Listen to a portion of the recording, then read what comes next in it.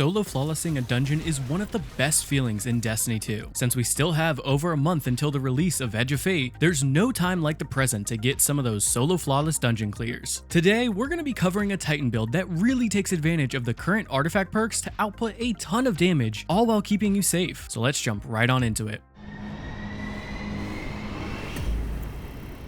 First things first, we have to talk about the elephant in the room. Edge of Fate is right around the corner, and with all the changes coming, I expect build crafting to fundamentally change. So this build is aimed at getting you those dungeon clears pre-Edge of Fate. Once we get our hands on and get to testing, I will be going back over this series to give it the updates it needs. So when it comes to soloing a dungeon, there are 3 things you need to think about. Do you have the ad clearing potential to make it to damage phases? Do you have the survivability to last in both the DPS and ad clearing phases? And can you deal enough damage to not have to go through extra damage phases? So the first part I wanted to tackle was the survivability, and that's why I landed on Arc Titan, paired with the aspect Knockout and the exotic helmet Insurmountable Skullfort. Between these two, every melee kill will restore a large chunk of health and start health regeneration. Not to mention that it fully recharges your melee charge, meaning that you can spam it over and over again to constantly heal yourself. To improve upon the survivability even more, I decided to bring a Void primary with Repulsor Brace, and that's because we can bring the artifact perk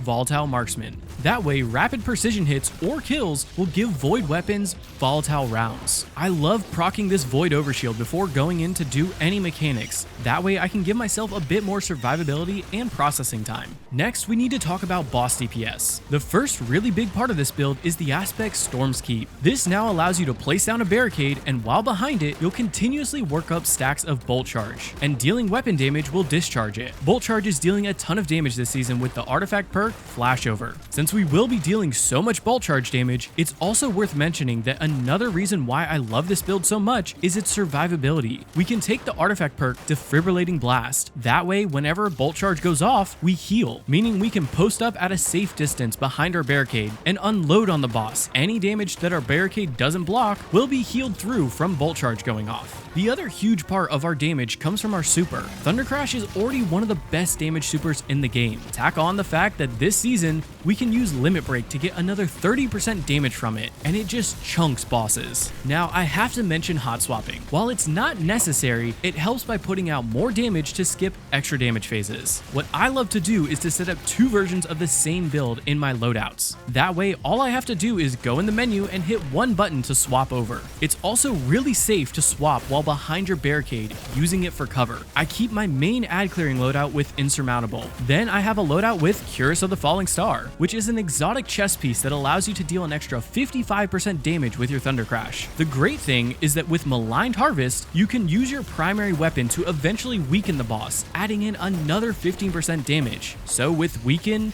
Limit Break, and Cuirass, your Thunder Crash will be dealing an additional 132% more damage. So let's dive into the build and break down how it works. For the super, Thunder Crash is the clear option since it does the most burst damage. And when it comes to the class ability, I went with Rally Barricade. It has a shorter cooldown and can be shot over to deal that Bolt Charge damage at range. For the melee, I went with Thunderclap since it gives you a ton of damage resistance while charging it up, and it's a very safe option to use. And for that grenade, I'm bringing the Pulse Grenade. The Pulse Grenade, in my opinion, is the easiest to use, and it deals pretty good damage. When it comes to the aspects, I first like to bring Knockout. This now makes it so that getting a melee kill will do many things for you. You gain a burst of health based on the tier of enemy killed. You start health regen, and you become amplified. One more important note is that when breaking an enemy shield or dealing damage to a weak enemy, you'll get that knockout buff. And this makes it so that basic melees will deal 100% more damage, and they count as powered melees. And our powered melees will deal 50% more damage. While the extra damage is nice, it's worth noting this because our exotic gives us melee energy on melee hits. So that way, if you do miss a melee, you can just keep punching enemies to quickly get it back. And the second aspect I like to take is Storm's Keep. This aspect is incredibly strong in all aspects of the game. Now we can use our barricade to immediately gain 4 stacks of Bolt Charge. Then while behind our barricade, we gain another stack every 0.6 seconds, and Bolt Charge can now be unleashed from weapon damage. This is huge for DPS phases since all you have to do is pop that barricade, and now you'll be unleashing Bolt Charge explosions left and right. When it comes to fragments, for our first fragment, I'm taking Spark of Resistance. Now while surrounded, we gain an additional 25% damage resistance, and this is huge for being safe while using our melees. The second fragment I'm taking is Spark of Frequency. Now dealing melee damage increases your stability and reload speed, and it also gives you more bolt charge while amplified, though that part isn't super important since it doesn't affect Storm's Keep. Next, I bring Spark of Magnitude. That way our pulse grenade will deal 2 additional pulses for extra damage. And finally, I bring Spark of Amplitude. This now makes it so that rapid kills while amplified will create an orb. This does have a 10-second cooldown, but offers easy orb generation for more super energy and to store for weapon surges. So what does this look like in action? Well, there are 2 cycles that we need to talk about: the ad clearing portions and the DPS phases. First up, for the ad clearing portion, you want to mainly focus on using your melee and your primary weapon. The easiest thing to do is to run around spamming your thunderclap on groups of enemies, though this can be a bit risky if you miss your melee, since you won't have any instant heals. So what I like to do is mainly place down a barricade in areas that will let me wipe out a ton of enemies. The bolt charge will continue to heal you, and as you kill with your void weapon, you'll proc volatile rounds, meaning that you can start generating those void overshields. This is also a really good way to take out mini bosses, since bolt charge will absolutely cook them. If you do miss a melee, you can either keep punching enemies to quickly get it back, or you can post up behind your barricade, which will provide safety, but also bolt charge offers 2.5% melee energy per stack, so it will regenerate your melee pretty quick. And second, we have DPS phases. Now this will really depend on the boss, but you want to find an area where you can post up behind your barricade, blocking most of the incoming damage. If you're not planning on hot swapping, then I like to get a melee kill before going into DPS phases. That way I become amplified and generate an orb to top up on weapon surge. If it's a shorter DPS phase, then once it starts, pop your super for that instant damage, then quickly get into your DPS position,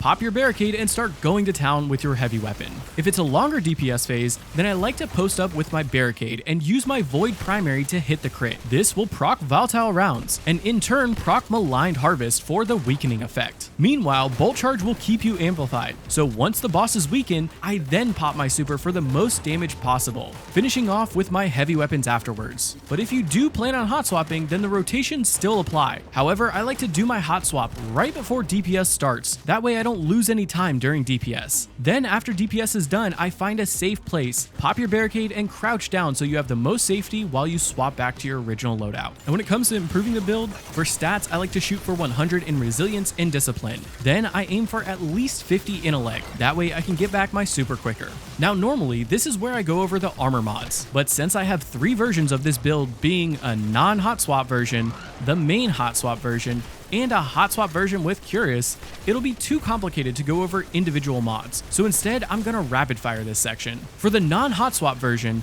I bring hands-on to rapidly gain back our super, heavy ammo finder for more heavy ammo, 3 heavy-handed mods to create a ton of orbs for our weapon surge, which is good for boss DPS, and then resistance mods for survivability and class mods to pick up orbs and hold armor charge for longer. As for those 2 hot swap versions, for the ad clearing build I bring ammo and super generation mods. I still bring 3 heavy-handed and resistance mods, and instead of weapon surge I bring mods to gain back health and ability energy from orbs, and scavenger mods to get even more ammo. Then I bring a special ammo finder, that way I can hold armor charge, so when we swap we'll always have max weapon surge. For the DPS hot swap, I bring targeting mods to make it easier to hit that crit, dexterity and loader mods to save time, and max weapon surge plus time dilation to get the most out of my heavy weapon. And when it comes to the artifact mods, we have a lot of artifact perks that are really helping out this build. First, we have Limit Break, giving our super 30% more damage. Then we have our Void Weapon mods. Volatile Marksman, which gives you volatile rounds on rapid precision hits or kills, and when boosted, it also gives back more class ability energy for more barricades. Plus, we have Maligned Harvest, which will weaken an enemy by dealing rapid volatile bursts. After that, we have our arc boosting mods. First up, we have the main one, Flashover.